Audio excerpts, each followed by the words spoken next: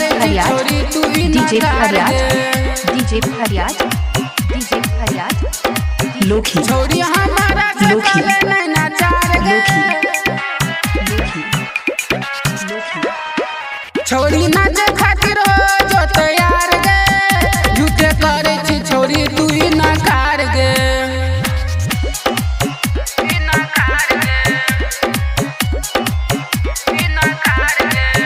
छोरी हमारा से काले नैना चार गे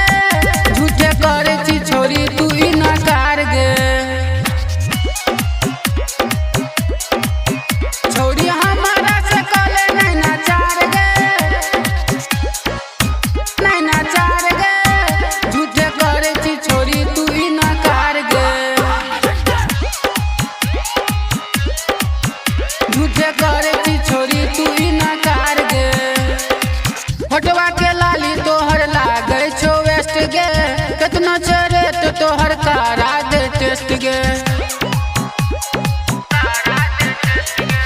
किया करे छी छोरी अत्याचार गे झूठे करे छी छोरी इनकार गे छोरी नाचे खातिर हो जो तैयार गे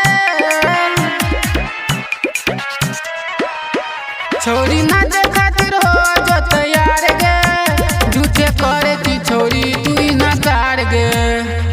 डीजे फरियाद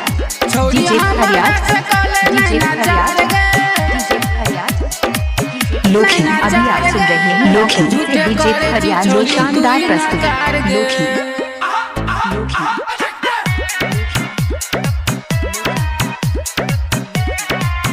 झूठे करे छी छोरी तू ही नकार गे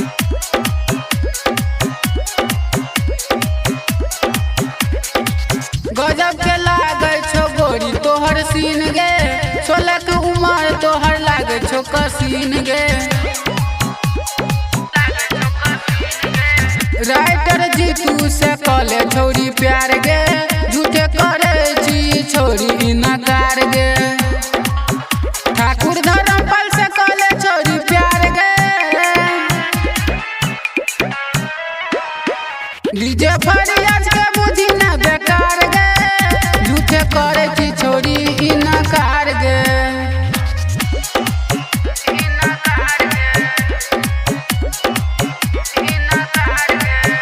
छोरी नाचे खातिर हो जो तैयार गे झूठे करे छी छोरी तू ही नकार गे